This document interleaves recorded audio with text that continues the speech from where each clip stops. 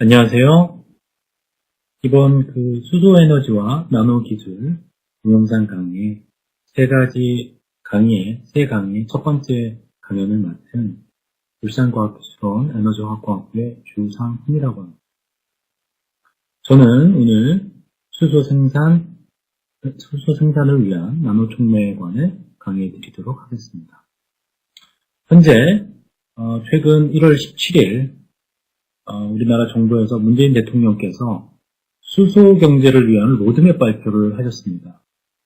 현재 수소 기술을 위한 수소 생산, 청정에너지인 수소 생산과 저장, 운송, 활용에 대한 기술은 전 지구적으로 관심을 크게 끌고 있고, 한국에서도 이에 발맞춰 1월 17일 날 수소 에너지 개발 로드맵을 발표하였고요.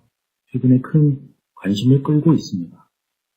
그래서 오늘 저는 그 중에서도 수소를 어떻게 생산하느냐, 특히 전기촉매 중심의 나노촉매 관점으로 설명을 드리도록 하겠습니다. 오늘 제가 강연 드릴 내용의 목차는 우선 전 지구적으로 이 수소에너지 기술에 관심을 끌게 된 원인이 된 이 기후변화 문제의 개요에 대해서 설명을 드리고요. 그 다음에는 수소 경제란 무엇인가에 대해서 설명을 드리도록 하겠습니다. 그 다음에 현재 수소를 어떠한 방법으로 생산할 수 있는지 개요를 설명을 드리고, 마지막으로는 이러한 수소를 생산하기 위한 나노촉매 기술에 대해서 설명드리면서 강연을 마무리하도록 하겠습니다. 자, 첫 번째 파트는 기후변화 문제에 대해서 설명을 드리도록 하겠습니다. 자, 이 사진에서 보시듯이 화석연료는 지난 세기 동안 인류의 에너지 문제를 해결해준 큰 원동력이었습니다. 대표적으로 천연가스, 석유, 석탄과 같은 화석연료는 우리 인류의 에너지 문제를 해결해주는 원동력이었지만, 하지만 현재에 들어서는 큰 문제를 야기시키고 있습니다. 그 다음 장에서 보시게 되면, 지금 보시듯이 화석연료는 현재 저희 전 인류의 에너지 소비의 85%를 차지하고 있습니다. 하지만 이러한 화석연료는 가장 큰 문제 중에 하나가 이 자원들은 유한하다는 것입니다. 그래서 앞으로 50여 년 이내에 이 자원들은 모두 고갈되게 됩니다. 따라서 우리 인류는 새로운 에너지 자원을 찾는 것이 매우 중요하다라고 할 수 있겠습니다. 이러한 문제와 함께 유한하다는, 화석연료는 유한하다는 문제와 함께 또 다른 문제는 여러 가지 문제가 있을 수 있겠는데요. 당장 저희 한국에서 많이 겪고 있는 미세먼지 문제, 이런 공기오염 문제, 주된 원인 중에 하나는 모두 화석연료를 태울 때 나오는 배출물에서, 공장에서 나온다든지 가정에서 나온다든지 하는 이런 배출물, 유해가스에 의해서 생깁니다. 대표적으로 CO2나 NO2나 이런 유해가스에 의해서 저희가 지금 미세먼지의 위협을 겪고 있고, 실제 저희의 건강 문제로 직결되고 있습니다. 또한 여기서 문제가 끝나는 것이 아니라 지난 150년간 전 지구적인 CO2 농도는 지속적으로 증가하여 왔습니다. 자, 이 그림에서 보시듯이 지난 세기 동안 150년간 CO2 농도는 인류 역사상 가장 높은 수준으로 증가해 왔고요. 이러한 CO2 농도의 증가로 인해서 지구온난화가 직결돼서 일어나고 있습니다. 이 그래프에서는 최근 150여 년간의 지구 평균 온도의 추이를 보여주고 있는데요. 1980년대하고만 비교를 하더라도 전체 지구의 온도가 0.5도 이상 상승한 것을 알 수 있습니다. 또한 이와 함께 해수면의 높이도 20cm 이상, 최근 1세기 동안 20cm 이상 상승한 것을 저희가 알 수 있습니다. 그래서 이 그림으로 상징되듯이 북극에도 많은 빙하들이 녹았기 때문에 지금 북극곰이 외롭게 지금 빙하 덩어리 하나에 외롭게 올라와 있는 이런 사진을 볼 수 있는데요. 이게 바로 지구온난화를 상징해주는 대표적인 사진이 되겠습니다. 그래서 이러한 화석연료의 위협으로 인해서 지금 저희 지구가 지향해야 될 방향성이 왼편에 이 청정한 사회인데, 오른쪽에 보면은 지금 여러 가지 배기가스, 지구온난화 문제에서 지구가 병들어 가고 있는 그러한 사진을 보여주고 있습니다. 그래서 전 지구적으로 지난 수십 년간 이러한 문제를, 기후변화 문제를 해결하고자 하는 노력이 지속되어 왔고, 그동안에 교토의 의정서와 같은 그러한 노력이 있었지만, 사실은 그런 노력들은 강제성이 좀 덜했기 때문에 보다 강제성이 높은 파리 협정이 2015년 12월에 체결되었습니다. 그래서 한국 같은 경우도 2030년까지 CO2 배출량은 현재 수준에서 37% 이상 감축하는 수준으로 하는 것을 목표로 기후변화 노력에 동참하고자 하고 있습니다. 자, 그렇다면은 이러한 기후변화 문제를 해결하기 위한 대안으로서 과연 수소 경제, 수소 에너지는 왜 대두되었는지 한번 살펴보도록 하겠습니다. 자, 그렇다면 우리가 수소 경제를 논하기 전에 과연 수소는 무엇인가? 이거부터 한번 살펴보겠습니다. 자, 수소는 여기 그림에서 보시듯이 저희가 알고 있는 가장 간단한 이 분자 중에 하나입니다. 수소 원자 두 개가 결합되어 H2라고 쓰죠. 저희가 분자식으로는 이 분자를 저희가 수소로 통칭하고 16세기에 처음으로 인공적으로 생산이 됐고요. 1766년에 캐벤디시가 처음으로 확인할 수 있었습니다. 그래서 이 하이드로젠이라는 이름의 오리진은 이 그리스어에서 따왔는데요. 이 하이드로젠 분자는 연소 시, 다시 말해서 태울 때 물만 나오게 됩니다. 그래서 그리스어의 하이드로가 물이라는 뜻이고요. 그 다음에 젠나우라는 생성하다라는 뜻을 합쳐서 하이드로젠이라고 명명을 했고요. 그래서 영어의 하이드로젠도 이 그리스어의 교어에서 유래가 됐습니다.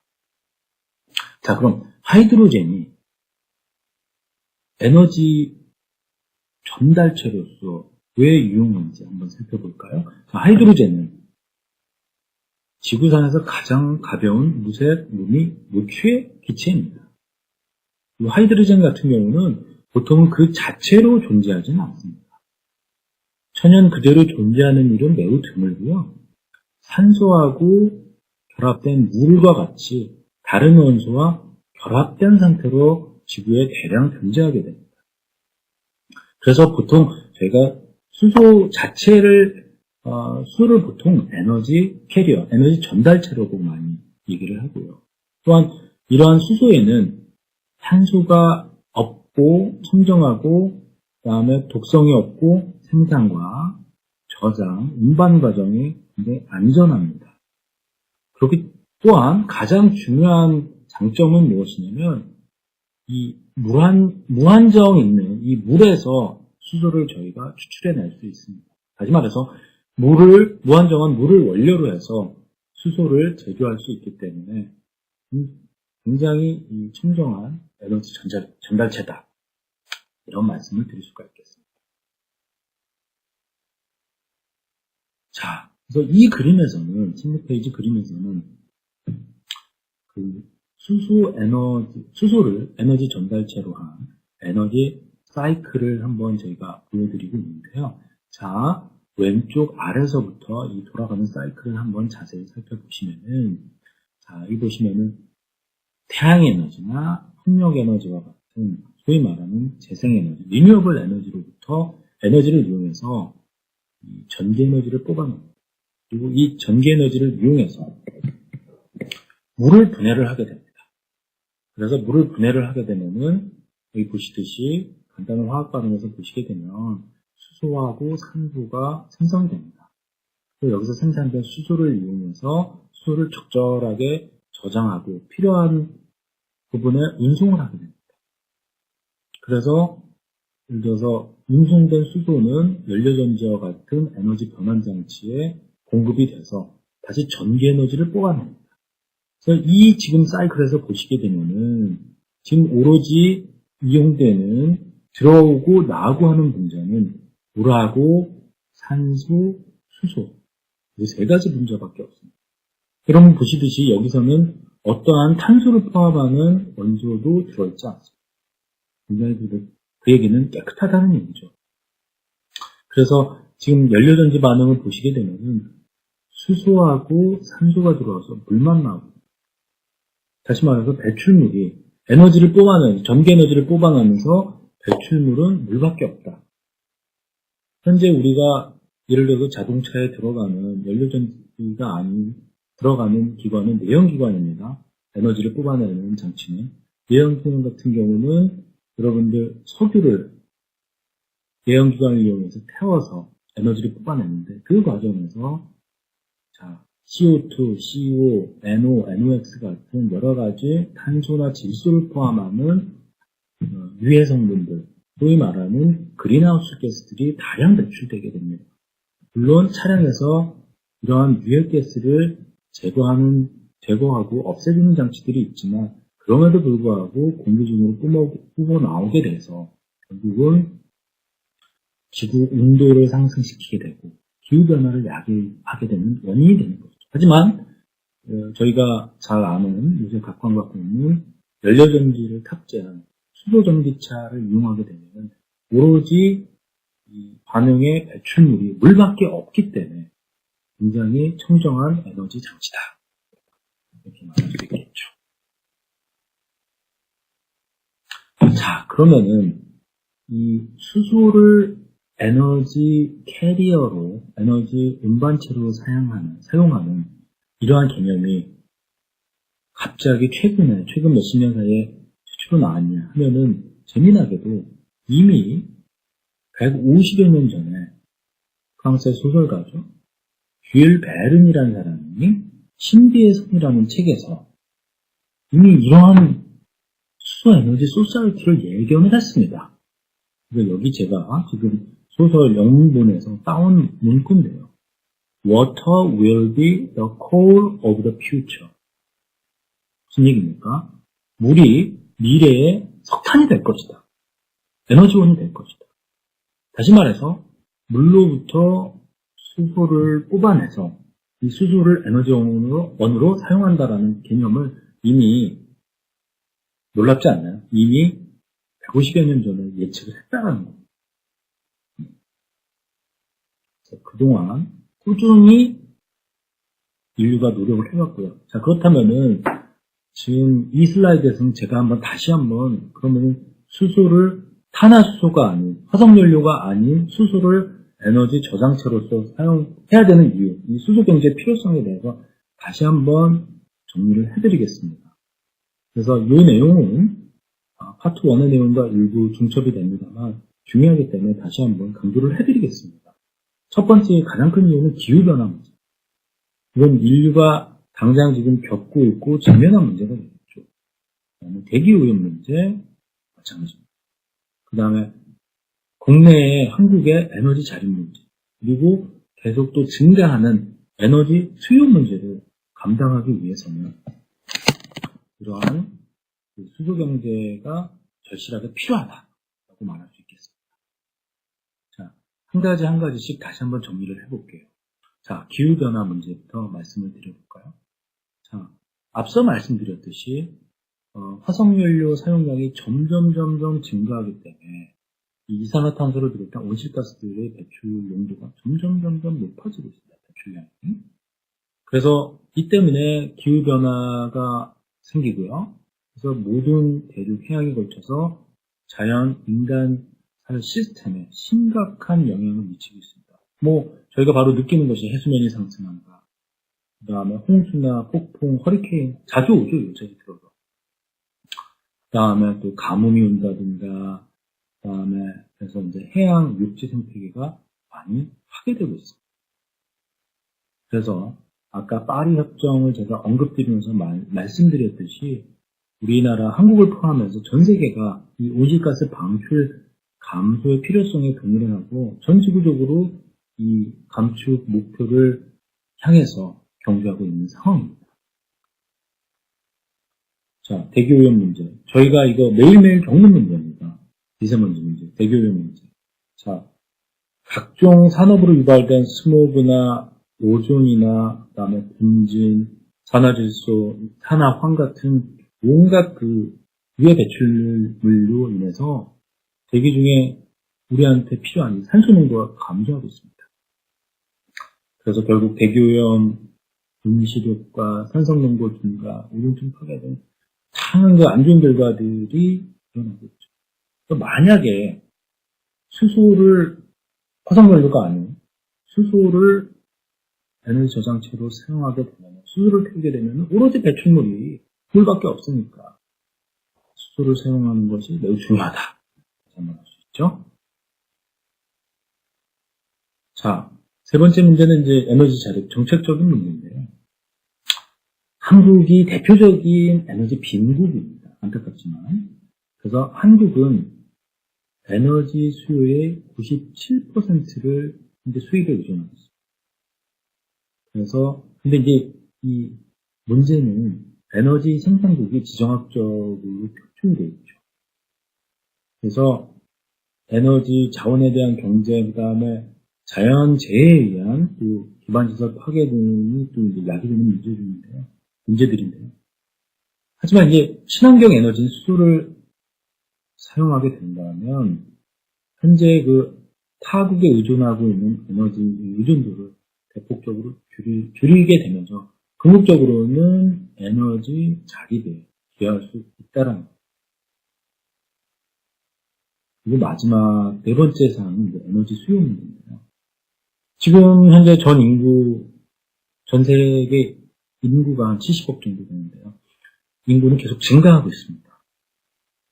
그래서 에너지 수요는 저희가 줄이려고 해도 줄일 수가 없고 계속 증가할 수밖에 없습니다. 궁극적으로는 저희가 이 에너지 집약적인 그 지금 생활 방식이 필요하고요. 그래서 이제 여기에 가장 적합한 게 이제 수소죠. 수소 같은 경우는 수소를 발전 에너지 원으로 사용하게 되면은 지금 뭐 연료전지 같은 경우는 효율이 35%에서 크게는 높게는 한 60%까지 나옵니다. 내연기관은 20% 내지는 그 미만인데 그래서 상당히 높죠. 거기다가 열 병합까지 하게 되면은 에너지 효율이 80%까지 올라가게 돼요. 그래서 이러한 수소는 고효율 에너지원이기 때문에 에너지 수요를 충족시킬 수 있는 새로운 에너지원입니다. 그래서 제가 서두에도 말씀드렸듯이 이러한 수소 경제의 중요성을 인식을 해서 사실 작년 하반기에 정부에서 수소 경제 활성화를 위한 로드맵을 작성하는 작업을 몇 달간 진행을 했고요. 1월 17일에 울산에서 수소 경제 활성화 로드맵을 문재인 대통령께서 직접 발표를 하시고 그래서 전 주기적인 수소 경제 활성화 대책을 발표하셨습니다. 그 내용을 보게 되면 다음 장에 보시면은 그래서 이제 크게 이제 세 가지입니다. 수소 모빌리티, 그다음에 수소 지금 에너지로 표현되는데 이게 저장 및 운송이 되겠습니다. 그다음에 세 번째는 수소 생산 기준. 그래서 현재 작년 기준 2018년부터 그다음에 바로 올해 기준으로 이제 3년 뒤죠. 22년. 그다음에 궁극적으로는 21년 뒤 2040년 각 세 세대에 걸친 지금 목표를 설정을 했습니다. 그래서 바로 3년 뒤인 2022년에는 이 수소차, 연료전지차의 전체 대수를 8.1만 대, 8만 1000대. 그리고 2040년에는 완전히 이제 수소차 중심으로 가는 겁니다. 620만 대까지 대폭 늘렸습니다. 그래서 이 수소차 밑에는 뭐 승용차도 있고요. 버스, 뭐 택시, 트럭 다 포함되게 됩니다. 그리고 이제 수소차만 많이 만든다고 되는 문제는 당연히 아니죠. 수소를 안정적으로 공급하기 위한 그런 수소 생산과 그다음에 저장 이런 기술도 굉장히 인프라도 굉장히 중요합니다. 그래서 수소 생산량도 2018년 기준으로 13만 톤인데요, 연간. 22년에는 47만 톤까지 생산합니다. 그리고 수소의 가격을 킬로그램당 6,000원 수준으로 맞추고요. 그 다음에 20년 뒤에 2040년에는 526만 톤. 그렇게 되면 이제 규모의 경제가 되기 때문에 수소 가격도 이제 절반으로 예측치입니다만 떨어져서 한 3,000원 정도, 킬로그램당 3,000원 정도로 낮출 수 있다라고 예측을 하고 있고요. 또 이에 발맞춰서 수소에너지 저장을 위한 저장과 이제 공급을 위한 충전소도 사실 현재 전국에 14개밖에 없는데 22년에는 310개 그리고 2040년에는 1,200개까지 늘리겠다. 그래서 이제 생산, 그 다음에 저장 및 공급, 그 다음에 모빌리티 기술까지 함께 세 가지 기술이 함께 가는 이런 전체 로드맵이 작성이 된 것입니다.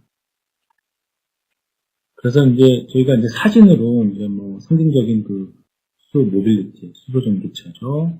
그다음에 충전소를 지금 보여드리고 있습니다. 지금 이 사진에서 보여드리는 이 수소차 같은 경우는, 수소 전기차 같은 경우는 현대차에서 개발한 전기차가 되겠고요. SUV용 전기차가 되겠고요.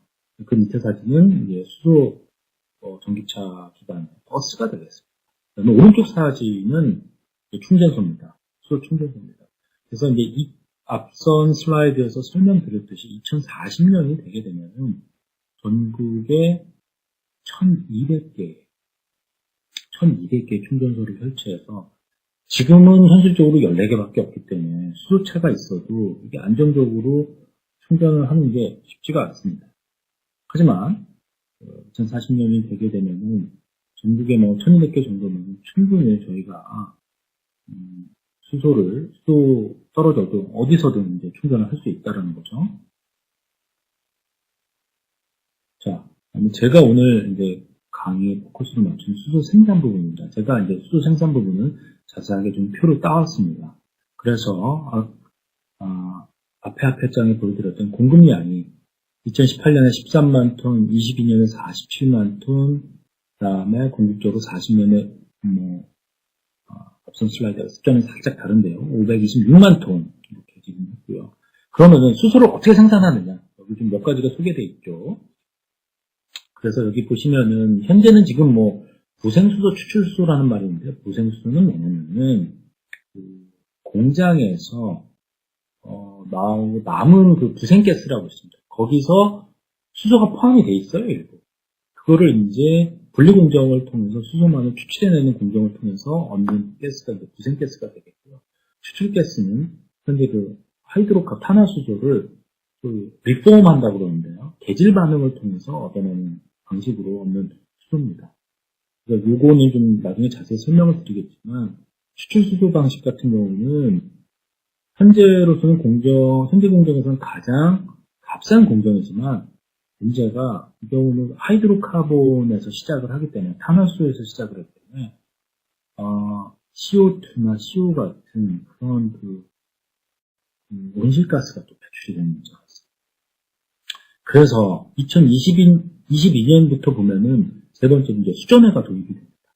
그래서 30년, 40년이 계속 이제 수전해가 계속 도입이 되는데 이 수전해 방식에 의해서 생산한 수소의 양을 점점 늘려갈 예정입니다. 수전해 방식이 왜 좋은지, 왜 깨끗한지는 후에 또 자세히 설명을 드리도록 하겠습니다. 그래서 이 생산 패러다임을 궁극적으로 40년까지, 20년 후가 되면은 이 수소를 생산하는 패러다임을 전환하겠다는 건데요. 저희가 이제 그레이 수소에서 그린 수소다. 지금 녹색 수소다라는 말을 붙였는데 이게 무슨 뜻이냐면은 현재 저희가 수소 생산하는 방식은 대부분 다 그레이 수소라는 얘기입니다. 왜냐면은 부생 수소나 아니면은 대규모 그 추출 수소에 의해서 생산하는데 방금 설명드렸듯이 이 추출 수소라는 게 어차피 탄화수소에서 출발을 하는 것이기 때문에 온실가스들이 많이 배출이 돼요. 그래서 그러한 방식에서 탈피를 해서 그린 수소는 뭐냐면은 수전의 대량 생산 및 그 경제성 확보 이렇게 되어 있는데 수전의 방식을 통해서 이 경우는 그냥 물을 분해해서 수소를 추출해내는 겁니다. 그래서 탄화수소나 이러한 그 온실가스들이 배출이 안 돼요. 훨씬 깨끗한 방식이다. 라고 이제 말씀을 드리고요. 그래서 지금 이제 그 다음 장에는 이제 수소 생산에 대해서 그 다음 챕터에서는 수소 생산과 수소 생산을 위한 나노 촉매에 대해서 좀 더 상세히 설명을 드리도록 하겠습니다.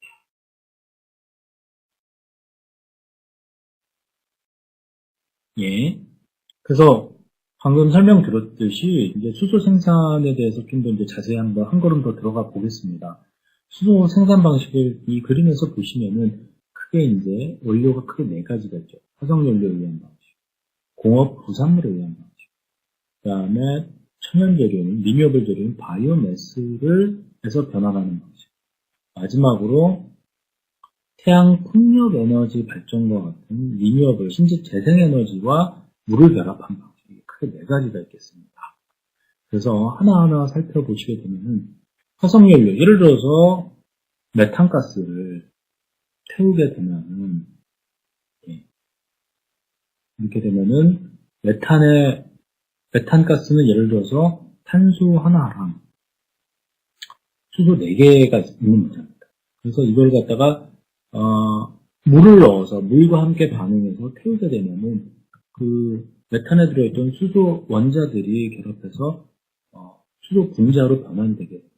하지만 이 경우의 문제는 그 메탄가스에 카본이 포함되어 있습니다. 그렇기 때문에 카본이 타게 되면서 연소하게 되면서 CO2나 CO와 같은 온실가스가 또 발생이 되게 되는 것이죠. 그런 문제가 있습니다. 그러한 방식은 이제 공장에서 나오는 부산물에서 나오는 가스에서 수소를 추출해내는 방식인데, 이제 부생가스라고 합니다. 부생가스에서 수소를 얻어내는 방식인데요. 이 경우는 이제 분리와 정제라는 좀 복잡한 스텝이 단계가 들어가요. 이 경우도 이렇게 생산을 해내는 게 만만치가 않습니다. 자, 그 다음에 세 번째 방식은 이제 바이오매스로부터 시작하는 방식인데요.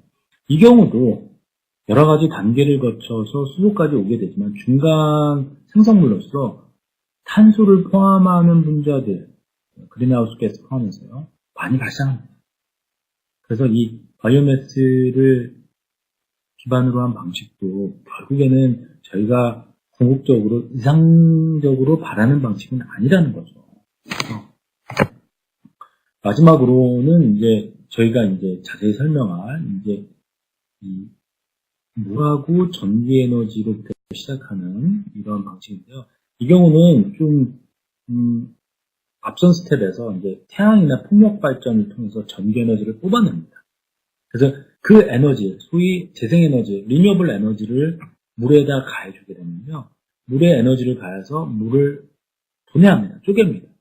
뭐로? 수소랑 산소로. 그래서 그렇게 해서 얻어진 산소를 저희가 연료로 에너지 전달체로 사용합니다. 그래서 정리하게 되면 앞선 이 세 가지 방식, 화석연료로 시작하거나 공업 부산물로 시작하거나 바이오매스로 시작하거나 이런 방식들은 대부분 다 공정이 복잡하든지 아니면 중간에 이런 탄화수소가 나오게 돼요. 예. 하지만 그 물로서 시작하는, 물분해로 시작하는 방식은 그런 탄화수소가 전혀 포함되지 않는다. 청정한 수소를 생산할 수 있는 방식이다. 말씀드릴 수 있고요. 그래서 이제 지금 앞에서 제가 사실은 이미 다 말씀을 드렸지만 이 화석연료로 시작하는 수소 생산 방법은 이제 대표적인 게 리포밍이라는 건데요. 그래서 여기 화학식에도 나왔지만 천연가스를 이용해서 천연가스에 물을 가하고 그 다음에 열을 가해서 이제 수소를 뽑아내는 방식입니다. 근데 여기 보시면 화학식에도 나오지만 CO가 부산물로 같이 나와요. 네. 그래서 문제가 우리가 좀 좋다는 수소를 만들려고 했는데 CO나 CO2 같은 온실가스가 같이 발생하니까 참 이것도 좀 골칫덩어리가 되는 거죠. 그래서 이제 추천의 방식을 이제 궁극적인 수소 생산 방식으로 얘기를 하는 겁니다. 그래서 보시게 되면은 이거는 뭐 저희가 이미 고등학교 화학책에 많이 나오는 방식이에요. 여기 보시면은 이제 배터리를 전극에 자 에노드, 캐소드 그러니까 음극과 양극의 연결을 하죠. 여기 화학식을 보시게 되면은 음극 에노드에서는 물이 이렇게 산화가 됩니다. 그래서 산소가 발생하고요. 양극에서는 그 프로톤이라고 하죠. 수소 양이온하고 전자하고 만나서 수소가 발생합니다. 그래서 이제 양극에서 캐소드에서 수소가 저희가 발생을 하고 이거를 이제 포집을 하게 되면은 이제 수소 가스를 이제 저장을 할 수가 있는 거죠. 그래서 이 방식에서는 어떠한 산화수소도 포함되지 않고요. 이 화학식에 인류의 그 무한대의 물을 얼마든지 이제 많이 사용할 수, 청정 에너지 물을 사용할 수 있다는 장점입니다. 자, 요거는 그 EM코리아라는 이제 한국의 이제 수전의 장치를 만드는 회사에서 이제 선보인 수전의 장치가 되겠습니다. 그래서 이제 뭐 수전의 장치로는 여기 글씨가 좀 깨졌는데요. 산성 조건에서 그동안은 양이온막 수전의 장치가 있고요. 그다음에 염기성 조건에서 염기성 전해질에서 그동안은 알칼라인 일렉트로라이저가 있습니다. 그래서 두 방식의 어떤 장단점이 있는데요. 양이온 막 일렉트로라이저가 수전의 장치 같은 경우는 효율이 굉장히 높은 장점이 있습니다. 그래서 최신 연구 트렌드에서는 시장에서는 지금 양이온막 프로톤 익스체인지 멤브레인 일렉트로라이저가 사실 대세로 자리 잡고 있습니다. 그래서 하지만 이제 이 장치의 이제 좀 문제는 이제 강한 산성에서 구동을 하기 때문에 반응 조건이 조금 코로시브하다. 이제 부식이 되기가 쉽다라는 이제 좀 단점이 있고요. 그다음에 양쪽에서 생성되는 산소하고 물이 사실 섞일 염려가 좀 있습니다. 그래서 이제 중간에 좋은 멤브레인 개발해서 그 산소하고 생성되는 산소랑 수소를 잘 분리해줄 수 있는 기술이 또 중요하게 되겠고요. 알칼리 일렉트로라이저 같은 경우는 이건 굉장히 좀 오랫동안 사용되는 장치지만 상대적으로 양이온막 일렉트로라이저 수전의 장치에 비하면 효율이 떨어지고요. 효율이 떨어지는 장점이 좀 있습니다. 하지만 이제 장점으로는 이제 산성 전해질 일렉트로라이저에 비하면은 부식성이 덜하고 그다음에 장치 수준에서 수소를 좀 개발하기가 더 쉽다라는 그런 장점들이 있게 되겠습니다. 오늘 제가 이제 후반부에 이제 나노촉매에 대해서 설명을 드릴 텐데, 그 나노촉매는 양이온 교환막을 사용하는 수전의 장치를 위한 나노촉매들에 대해서 설명을 드리도록 하겠습니다. 자, 그래서 이제 저희가 이제 여기까지는 왜 지금 수전의 기술이 중요하고, 이 수소 경제에 대해서 설명을 드렸고, 수전의 기술이 왜 중요한지에 대해서, 수소 생산을 위해서 왜 중요한지에 대해서 설명을 드렸는데요. 이제 뒤에 파트는 이제 좀 더 과학적인 내용을 저희가 설명을 드리도록 하겠습니다. 자, 지금 지금 모집도는, 양이온막, 여기는 보면 PM이라고 되어 있네요. 프로톤 익스체인지 멤브레인을 사용하게 되는 수전의 장치의 모식도입니다. 보시게 되면은 양쪽에서 캐소드와 애노드에서 두 가지 다른 반응이 일어나죠. 캐소드에서는 프로톤하고 전자하고 만나서 수소가 발생하는 수소 발생 반응 또는 수소 생산 반응. 그래서 보통 이제 약자로는 하이드로젠 이볼루션 리액션의 약자 HR을 많이 씁니다. 그래서 뒤에도 HR 말이 많이 나올 테니까 여러분들이 좀 숙지를 해두시면 좋을 것 같습니다. 그 다음 반대편에 오른쪽에 애노드에서는 물이 산화가 돼서 옥시즌 이볼루션 리액션, 물이 산화가 되는, 그러니까 산소 발생 반응이 일어나고요. 옥시전 이볼루션 리액션이니까 OER이라고 저희가 약자로 쓰게 됩니다. 그래서 여러분들이 HER, OER은 좀 기억을 해두시면 좋을 것 같고요. 자, 그래서 이 그림에서는 무엇을 보여드리냐면은 지금 전압, 전류, 곡선을 보여드리고 있는데요. 그래서 보시게 되면은 0V를 기준으로, 이 전압 0V를 기준으로 아래로 파란색으로 내려오는 반응이 HER, 하이드로 수소 생산 반응입니다. 이건 뭐냐면은 지금 이 곡선은 뭐냐면은 수소가 생산되는 반응이 곡선이 되겠고요. 오른쪽에는 물에서 산소가 발생하는 산소 발생 반응의 곡선이 되겠습니다. 옥시전 줄여서 옥시전 이볼루션 리액션 OER이 되겠습니다. 그래서 이쪽 반응은 1.23V 정도 합니다. 근데 여러분들이 이 곡선이 상당히 중요한데요. 좀 주목해서 보셔야 될 게 아마 다음 장에 슬라이드 좀 나올 것 같아요. 예, 주목해서 보셔야 될 게 보시면은 이게 HER이 일어나는 포텐셜은 볼테이지는 0V고요. OER이 일어나는 볼테이지는 1.23V예요. 근데 정확하게 0V와 1.23V에서 바로 이 전류값이 나오는 게 아니라 한참 지난 다음에, 예를 들어 OER 같은 경우는 이 회색 곡선을 보시면 이게 보통 실제 촉매에서 일어나는 반응인데 1.23V가 아니라 1.4V까지 가야지 전류값이 나오지. 이렇게. HR은 정도는 덜하지만 여기도 바로 이렇게 빨간 점선처럼 나오는 게 아니라 회색 곡선처럼 어느 정도 전압을 반대편으로 더 가해줘야지 전류값이 나오거든요. 그래서 저희가 이거를 좀 사이언티픽하게 말씀을 드리면 과전압이라고 표현을 합니다. 그러니까 뭐냐면은 실제 이상적인 볼티지보다 전압값보다 뭔가 더 필요한 거예요. 그래서 그걸 갖다가 오버 포텐셜, 과전압이라고 저희가 표현을 합니다. 그래서 여기 밑에 설명되어 있듯이 이러한 수전해 장치의 효율을 높이기 위해서는 적은 전압을 들여서 적은 볼티지를 써서 물을 분해하는 게 제일 중요합니다. 다시 얘기하면은 이 OER 반응을 예로 들면은 지금 회색 곡선처럼 이렇게 지금 전류값이 나오는데요. 볼티지를 1.4V까지 안 가고도 1.3V만 가해도 전류값이 나오기 시작한다. 예를 들어서 그렇게 되면은 훨씬 더 그만큼의 0.1V나 정도의 에너지를 저희가 절약할 수 있게 되는 거죠. 적은 에너지를 써서도 같은 전류값을 낼 수 있다는 뜻이에요.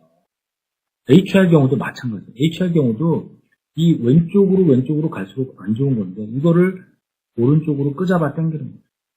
반대로 이제 OER 같은 경우는 오른쪽으로 갈수록 안 좋은 건데 왼쪽으로 끄잡아 당기는 거죠. 그렇게 되면은 궁극적으로 HR 반응을 일으키거나 OER 반응을 일으키는데 필요한 전압값이 줄어들게 돼서 결국은 전체 에너지 사용량이 줄게 되는 거예요. 그러니까 에너지 효율이 높아지고 그래서 좀 더 효율적인 수전의 장치를 개발할 수 있게 되는 거죠. 자, 그러면은 여기서 지금 제목에 보면은 촉매라는 단어가 처음 나옵니다. 이렇게 지금 OER에서 회색 곡선을 빨간색 점선 곡선으로 만든다. HR에서 회색 곡선을 빨간색 점선 곡선으로 만들려면은 뭐가 필요하냐면 좋은 촉매가 필요해요. 그래서 나쁜 촉매를 쓰면은 이렇게 회색 곡선처럼 되는 거고요. 좋은 촉매를 쓰면은 에너지가 덜 필요한 채로 전류값을 낼 수 있기 때문에 좋은 촉매가 됩니다. 네. 그 다음에 또 한 가지 중요한 게 있어요. 고성능, 성능이 좋은 것도 좋지만 항상 이런 에너지 디바이스는 1시간 쓰고 말 게 아니에요. 1000시간, 수만 시간 써요. 그러니까 이 촉매들도 오래 가야 돼요. 오래. 그래서 이러한 HR, OER 반응을 실제로 일으키는 촉매들이 성능도 좋고 오래 가야지 이러한 에너지 디바이스의 효율이 높은 수준으로 유지되게 되는 것이죠. 자, 그럼 현재까지 인류가 하니까 좀 거창한데, 근데 과학자들이 개발한 가장 좋은 촉매는 뭘로 만들어졌나 살펴봤어요.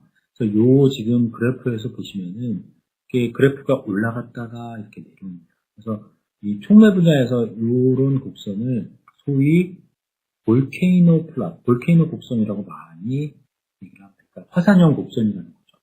그래서 주기율표에 있는 원소들을 쭉 검색을 해보면은, 체크를 해보면, 주기율표에 있는, 여기 보면, 뭐, 나이어분, 몰리브데늄부터, 이 오른쪽에 실버까지 쭉 주기율표 순서들을 이렇게, 저희가 성능을 체크를 해봤더니, 가운데 제일 높은 점에 있는 게 백금, 피치가 딱 보이죠? 눈에 보이죠? 그래서 백금이 가장 높은 자리를 차지하고 있습니다. 그래서 이 볼케이노 플랫의 가장 높은 자리를 차지하고 있는 백금이 가장 좋은 촉매다라는 거를 이론적으로 계산하는 사람들이 실제로 예측을 했고요. 실제로 실험하는 사람들이 이걸 쭉 검토를 해봤어요. 측정을 해봤어요. 실험적으로. 그랬는데 역시나 이론적으로 예측한 것과 거의 일치를 했습니다. 그래서 백금이 가장 좋은 촉매구나. 그래서 여러분들 뭐 백금 촉매가 꼭 이 수소 발생 반응 뿐만 아니라 다른 반응에도 좋다라는 거 많이 들어보셨을 거예요. 그래서 이 경우에도 하여튼 수소 생산을 위해서도 백금 촉매가 제일 좋다라는 거는 잘 알려져 있습니다. 자, 근데 백금 좋은데 여러분들 이게 사실 이게 좀 문제가 있습니다. 왜 문제가 있냐 하시면은 일단 희귀해요. 자, 지금 이 그래프는 뭐냐면요. 잘 안 보이실 수도 있는데요. 이게 오른쪽에 지금 오른쪽으로 가는 건 아토믹 넘버입니다. 아토믹 넘버가 되겠고요. 그래서 지금 주기표에 있는 원소들이 쭉 나오죠. 그 다음에 이 Y축은 뭐냐면 어번던스, 얼마나 매장되어 있냐. 보시게 되면은 지금 뭐 백금이나 이리듐 같은 이런 귀금속들은 제일 거의 밑에 밑바닥에 있어요. 매장량이 굉장히 좀 귀합니다. 희귀해요. 그래서 진짜 그래서 귀금속이에요, 사실. 그래서 이제 희귀하다 보니까 이게 지금 매장량이 좀 국한이 되어 있고, 석탄, 석유처럼. 또 문제가, 지금 백금을 예를 들면은, 백금은 전 세계적으로 남아공화국하고 러시아 같은 특정 지역의 95% 정도가 매장되어 있어요. 그러니까 석유도 항상 문제가 됐던 게, 특정 몇 지역에만 있으니까 이게 복점이 가능하고, 그러다 보니까, 이 가격을 자기들 멋대로 이제 조절을 하는 그런 문제가 야기가 되죠. 그래서 이제 많은 과학자들이 그러면은 비싸기도 하고 또 뭐 얼마 남아있지도 않은 이런 귀금속을 쓰면 다른 싼 금속, 여기 왼쪽에 보이시는 뭐 여기 보이시는 잘 안 보이시지만 뭐 니클이나 뭐 철이나 철 위에 이쪽에 이런 걸 쓰면 어떨까 이런 고민을 많이 했죠. 이제 방금 설명드렸지만 죄송합니다. 요즘 그래프가 깨졌는데, 백금이나 이리듐은요, 여기 한 30g당 거의 30불. 그래서 얼마냐면은, 하나로 하면은 1g에 3, 4만원 해요. 3, 4만원 해요. 이게 가격은 이제 계속 이제, 시간에 따라 바뀌긴 하지만, 3, 4만원 하고 막 백금 같은 경우는, 꽤 비쌌을 때는 한 7, 8만원까지 갔어요. 근데 이제, 값싼 전이금속을 한번 예를 들어 볼까요? 코발트 같은 경우는, 그람당 0.06불이에요. 철은 얼마입니까?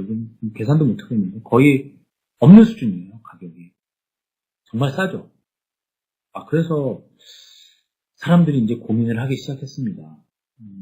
귀금속이 좋긴 하지만 이런 수소 생산을 위해서 백금을 쓰지 않고 다른 철이나 코발트나 아니면 몰리브데늄 같은 값싼 전이금속을 쓰면 어떨까? 전이금속 기반의 어떤 촉매를 쓰면 어떨까 고민을 하기 시작했습니다. 어떤 차에 이제 사람들이 이론 계산을 하는 사람들이 좀 예측을 했던 연구가 있어요. 했던 연구가 뭐냐면은 여기 아까 보셨던 볼케이노 커브를 제가 다시 한번 보여드리는데 보시면은 백금이 제일 위에 있죠. 역시 아까 비슷한 그래프입니다. 살짝 좀 내려오다 보면은 몰리브데늄 설파이드라는 물질이 있네요. MOS2라는 물질. 몰리브데늄 황화물입니다. 요게 성능은 좀 뭐 백금만치는 안 나오지만 그래도 뭐 전이금속 지금 꽤 괜찮네. 이렇게 해서 사람들이 이제 주목을 하기 시작했어요.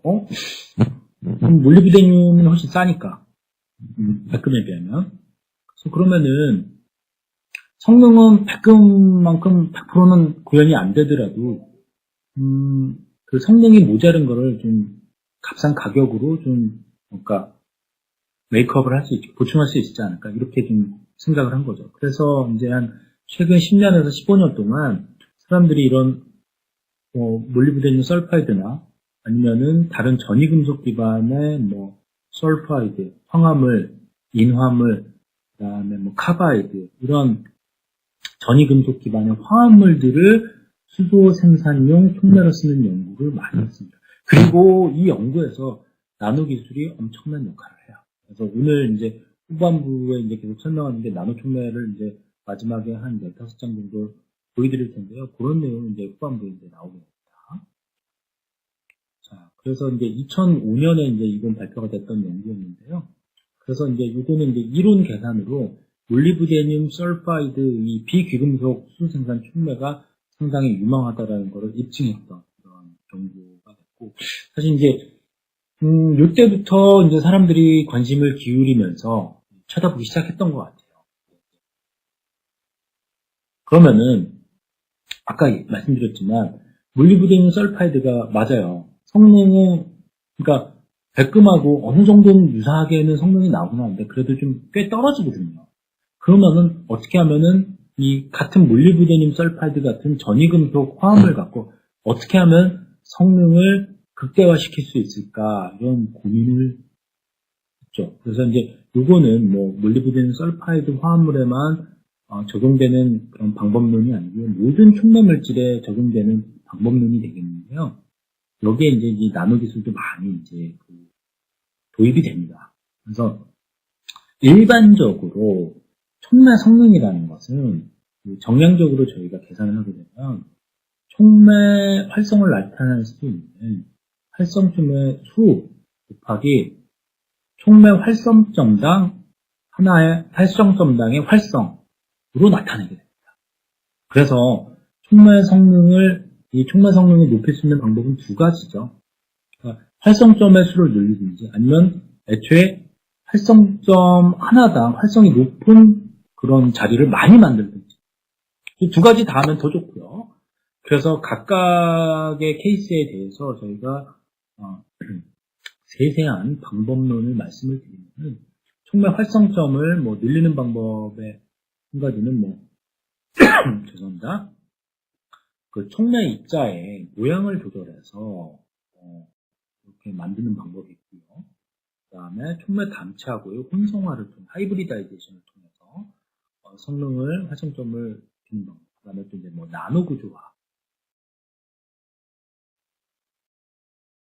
있겠고요. 그 다음 또 다른 방법은 애초에 활성점 하나당 성능 자체를 인트린식한 성능 자체를 높이는 방법. 이 경우는 뭐 이렇게 합금을 만들고 고실 구조를 만들고, 그 다음에 구조 자체를 같은 조성의 물질을 구조 자체를 바꾼다든가, 아니면은 게스트 분자를 삽입 혼입해서 인터컬레이션 시킨다든가, 그래서 인트리식한 성능을 바꿔주는 거죠. 그 다음에 또 뭐 흡착에 의해서 표면 구조를 리컨스트럭션, 재구조화하는 방법. 다양한 방법들이 존재합니다. 뭐 여기에 나온 방법들이 다는 아니고 또 많은 방법들이 존재를 하는데 대표적인 어떤 방법론만 제가 제시를 해드린 겁니다. 죄송합니다. 자, 그래서 이제 제가 대표적인 굉장히 많은 그 수소 생산 비귀금속 나노구조 촉매가 개발되어 왔지만 제가 몰리브데늄 설파이드를 일단 중심으로 사례를 설명을 드리고요. 그 다음에 인화물, 그 다음에 카바이드 쪽 몇 가지 예를 들고 마무리를 할게요. 자, 몰리브데늄 설파이드가 아까 그 이론 계산 연구를 통해서 2005년 논문을 통해서 활성이 굉장히 높다라는 게 비귀금속 촉매 중에는 높다라는 게 예측이 됐고요.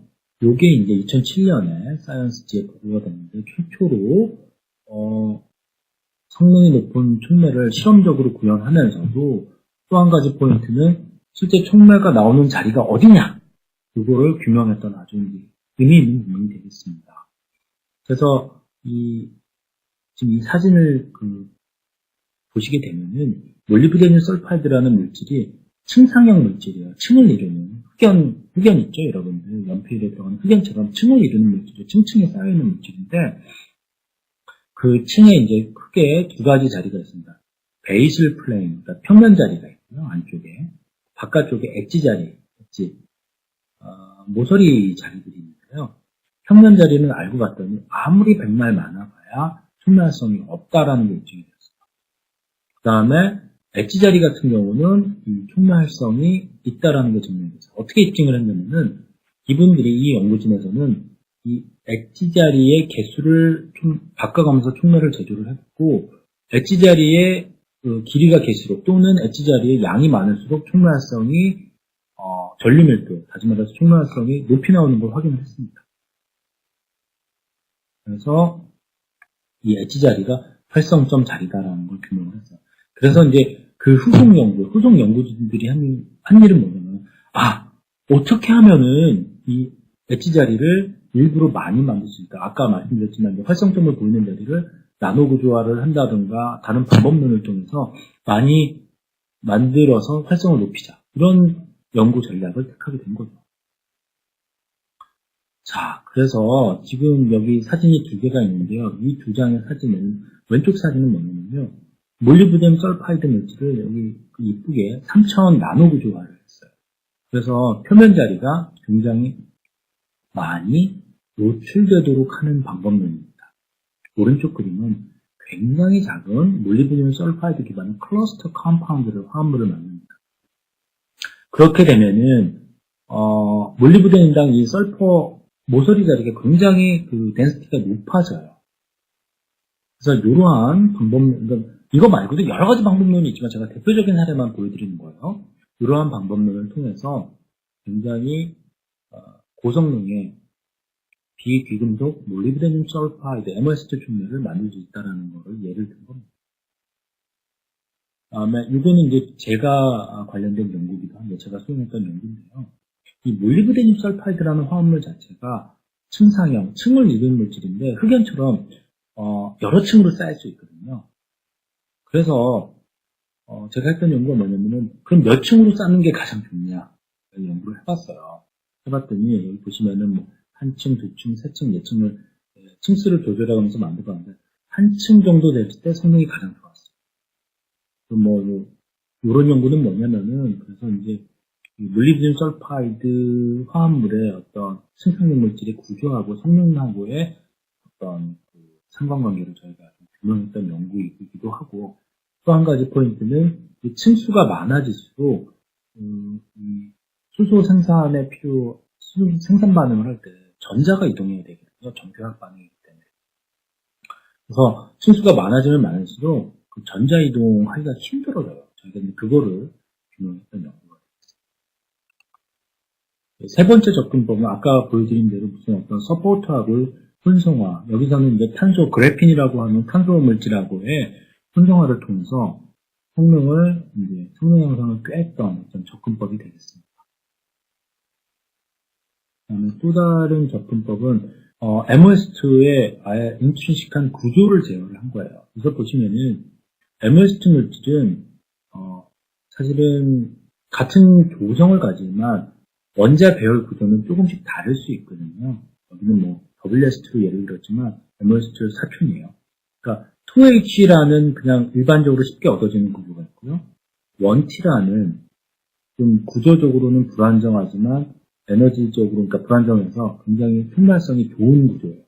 이런 구조도 많이 쓰는데 이런 1T 구조를 만들면은 구조적으로 좀 불안정하면서도 좀 메탈릭한 금속 성질을 가지고 있어요. 그래서 이렇게 만들면 성능이 굉장히 향상이 돼요. 예. 그래서 이러한 얘도 구조 제어를 통해서도 MOS2 물질의 수소 생산 성능을 높일 수 있다라는 얘기입니다. 그래서 금속 설파이드, 제가 이제 몰리브데늄 설파이드를 여기까지 설명을 드렸지만 사실 이제 몰리브데늄 설파이드도 사총이 여러 개 있어요. 텅스텐 설파이드도 있고요. 또 다른 설파이드 화합물도 많이 있습니다. 그래서 그러한 화합물들도 비슷한 전략으로 구조를 제어한다든가 탄소 담체와 혼성화를 한다든가 다양한 방법론을 통해서 성능을 향상시킬 수 있는 방법론을 존재합니다. 다음으로는 이제 금속 화합물 말고 금속도 인화물이라고 있습니다. 인화물 같은 경우도 이제 굉장히 수소 생산 성능이 좋다라고 알려져 있습니다. 그래서 지금 여기 예로된 것은 왼쪽은 니클 이나물, 오른쪽은 코발트 이나물이 되겠는데요. 두 경우 다 성능이 굉장히 높았고요. 사실은 이 이나물 같은 경우는 앞서 설명드린 설파이드 같은 것보다 성능이 더 좋았어요.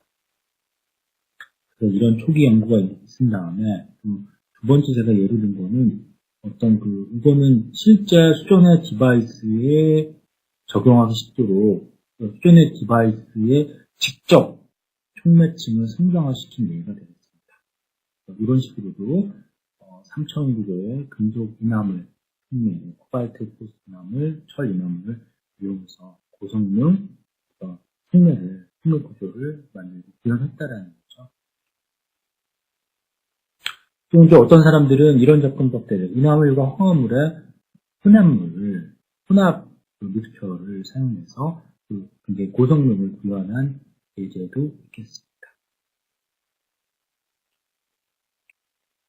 다른 예가 되겠고, 이건 그냥 넘어갈게요. 그 다음에 또 마지막으로는 금속, 저희가 황화물, 이나물, 그 다음에 이나물, 황화물, 혼합물, 이렇게 세 가지 케이스를 말씀드렸는데, 또 다른 클래스로는 금속 카바이드도 있어요. 그래서 올리브데늄 카바이드, 아니면 텅스텐 카바이드도 굉장히 수소 생산 촉매, HR 촉매로서 유용하게 사용될 수 있다는 예제가 됩니다.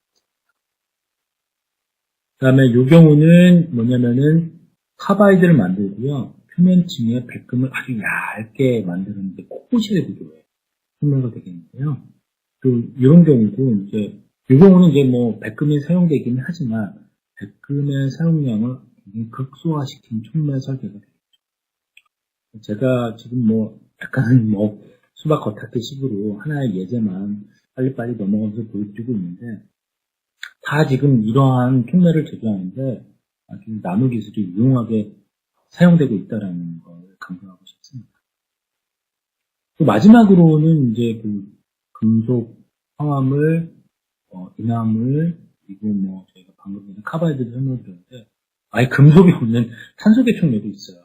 이 경우 같은 경우는 질소가 도핑된 그래핀하고 카본 나이트라이드라는 거죠. 결국은 이 경우에는 조성이 카본하고 N, 나이트로젠밖에 없습니다. 이런 촉매에서도 굉장히 고성능을 구현할 수 있다는 게 증명이 돼서 가격 경쟁력 면에서는 이 경우가 가장 가격이 싸겠죠. 이런 촉매까지 구현할 수 있다. 말씀드립니다. 정리를 할게요. 그래서 이제 백금을 대체할 수 있는 촉매로서 촉매하는 비귀금속 또는 저귀금속 촉매로서 제가 처음에 금속 설파이드 예를 들었고요. 그 다음에 포스파이드 예를 들었고, 마지막으로 카바이드 예를 들었고, 설파이드, 포스파이드, 카바이드로 갈수록 성능이 점점 좋아진다. 이렇게 좀 제가 말씀드릴 수 있겠습니다. 그래서 다시 한번 강조하지만, 이제 강의를 마치면서 말씀드리고 싶은 포인트는 정말 화석연료 시대를 마감할 수 있는 대안은 수소밖에 없다고 저는 생각합니다. 제가 이제 수소 관련 강의를 해서가 아니라 정말 수소는 우리 에너지, 인류의 에너지 먹거리입니다. 지금까지 부족한 제 강연을 들어주신 여러분께 감사를 드리고요. 그 다음에 두 번째, 세 번째 강의는 세종대학교의 박준일 교수님과 최태칙 교수님께서 수소차에 들어가는 수소 연료 전지와 수소 생산을 위한 또 광촉매에 관해서 좋은 강의를 해주실 계획입니다. 지금까지 강의 들어주셔서